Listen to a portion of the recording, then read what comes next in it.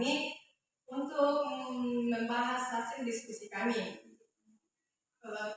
Pertama-tama kami akan memperkenalkan nama kami. Saya sendiri Taman Persoalan. Perkenalkan, nama saya Dianti Panandikan. Perkenalkan, nama saya Nafita Karim. Perkenalkan, nama saya Sarjilati.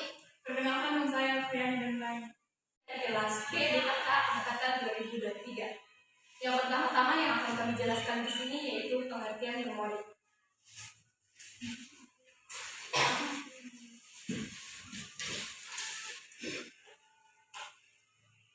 Mungkin kita tidak asing lagi dengan kata memori karena memori itu berkaitan dengan pikiran. Di sini, memori adalah suatu bentuk kompetensi yang tanpa memori kita selama bayi yang baru lahir, kita tidak mampu melakukan aktivitas yang paling mudah sekalipun dalam keseharian kita. Maksudnya di sini tanpa memori itu kita selama bayi yang baru lahir kita tidak tahu apa-apa.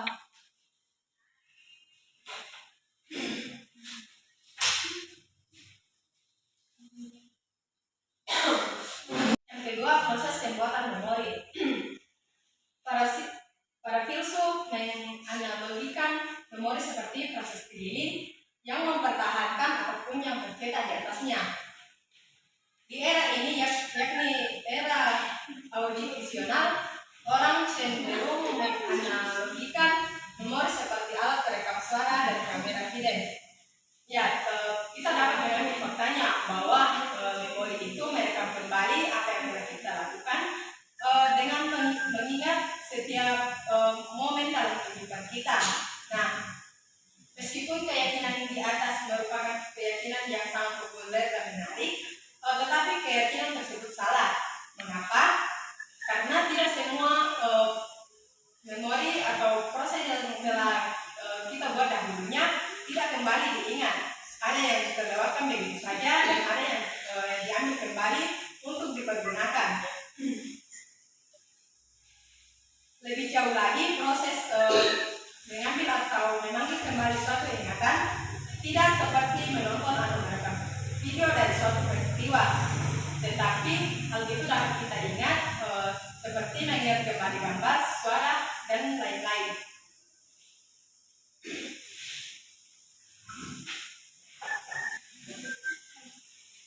Yang ketiga, jenis-jenis memori.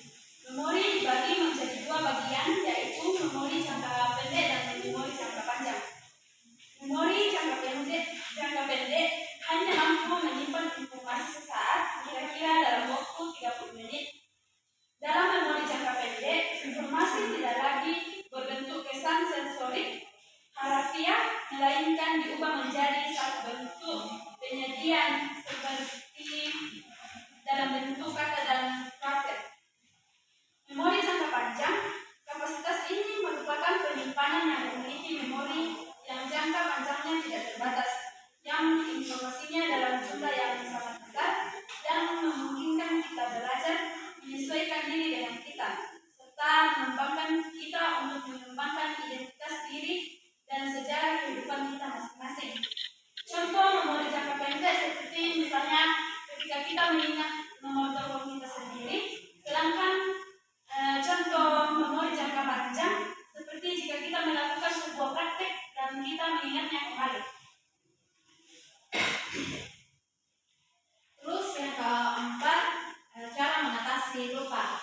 Nah, untuk mengatasi lupa, kita harus melakukan beberapa cara sebagai berikut, yaitu yang pertama, membuat otak tetap aktif. Nah, agar tidak cepat lupa, hal yang dapat dilakukan dalam membuat otak tetap aktif, caranya dengan mempelajari keterampilan baru atau melakukan aktivitas yang menantang dan melibatkan pikiran dan tubuh seperti belajar main gitar, belajar main tari, dan lainnya. Terus yang kedua, menghindari stres. Nah, cara ini juga dapat mengatasi lupa. Caranya adalah dengan mempelajari keterampilan. Caranya adalah dengan menghindari penyebabnya, seperti yang disebutkan di atas bahwa stres menjadi salah satu penyebab kita kehilangan beberapa ingatan. Oleh karena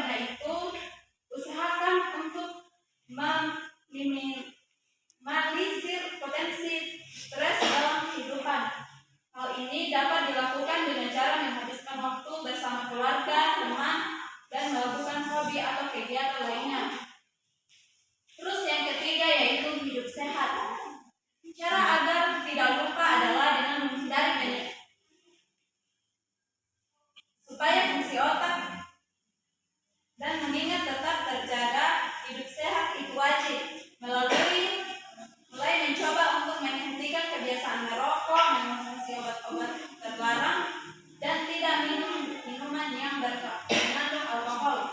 Terus yang keempat yaitu tidur yang cukup.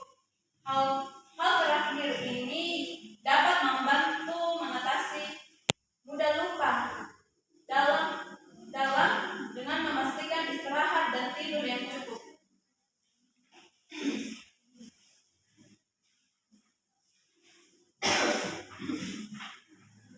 Di sisi lain, adapun faktor-faktor yang mempengaruhi memori. Faktor-faktor tersebut yang dimaksud yaitu faktor internal yang berupa minat dan motivasi. Sedangkan di sisi lain ada faktor eksternal berupa keadaan sekitar, kondisi lingkungan, fisik di mana kita berada. Adapun juga sifat individu manusia yaitu berupa dan ceroboh. Dan yang terakhir yaitu faktor usia. Tetapi di sini kami mengambil yang pertama faktor usia. Mengapa? Karena kapasitas fisik sampai di batas tertentu dapat mencapai puncaknya pada umur 25 tahun. Nah, pada umur 50 sampai 60 tahun kekuatan otot kita dapat menurun ke 60%. Sehingga bertambahnya umur yang akan diikuti dengan penurunan. Sedangkan faktor usia ini merupakan salah satu faktor yang mempengaruhi keterbatasan daya ingat yang kita miliki.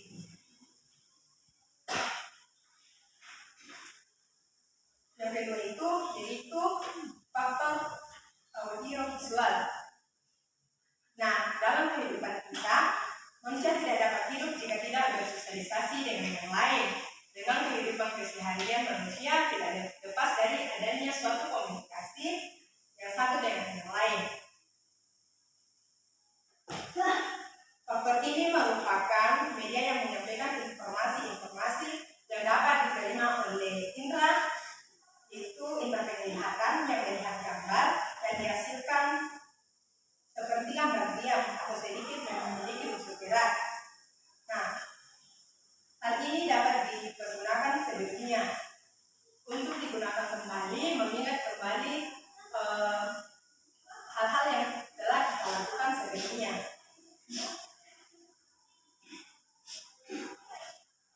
Nah, adapun kekurangan dari hal ini yakni tidak dapat digunakan di mana saja dan kapan saja karena hal ini bersifat menetap atau tetap di tempat. Media ini juga dapat digunakan dalam hal komunikasi yang satu arah saja.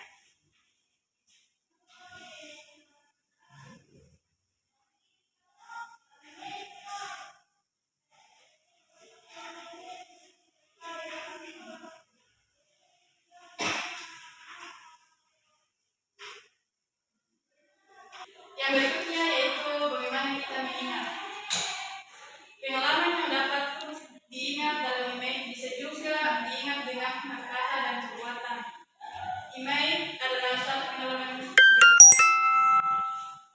yang menyerupai misalnya email visual dan warna dan benda atau auditoris dari musik dan suara.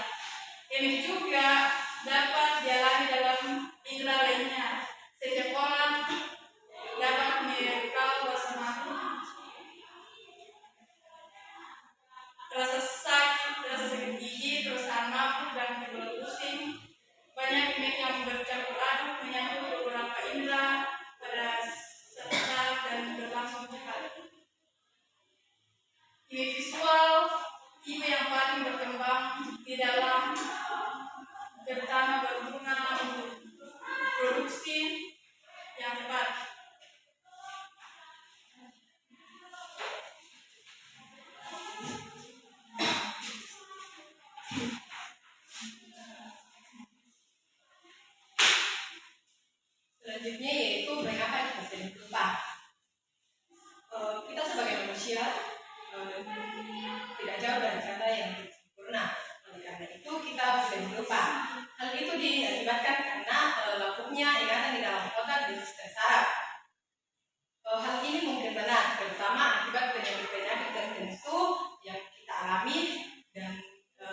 di sisi lain itu yang dikatakan seperti tadi faktor tua atau faktor usia.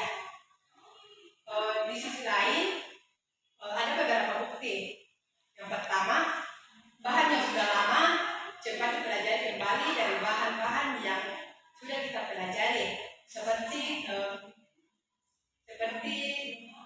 seringnya kita belajar dari minggu yang lalu hingga akhir ini kita mungkin masih bisa mengingat atau mempelajari hal-hal tersebut. Yang kedua, kemampuan apabila diimprovisasi untuk merekal fakta atau pengalaman yang sudah dilupakan, seperti masa-masa SMA kita ketika kita mengadakan perpisahan. Mungkin di sisi lain kita masih mengingat sebagian apa yang telah kita lakukan. Yang ketiga, kemampuan setelah selesai hipnotisasi untuk melakukan instruksi yang diberikan selama dalam keadaan hipnosis dan sekarang secara sadar dilupakan. Dan yang terakhir, kenyataan bahwa luka itu lambat secara hidup daripada semalam apabila serangkaian stimulus dan membombardir sistem saraf. Presentasi kami, jika banyak kesalahan atau kata yang tidak berkenan pada kita masing-masing, mohon dimaafkan, dan semoga dalam presentasi ini kita dapat mengambil materi untuk dipelajari. Sekian dari kami, terima kasih.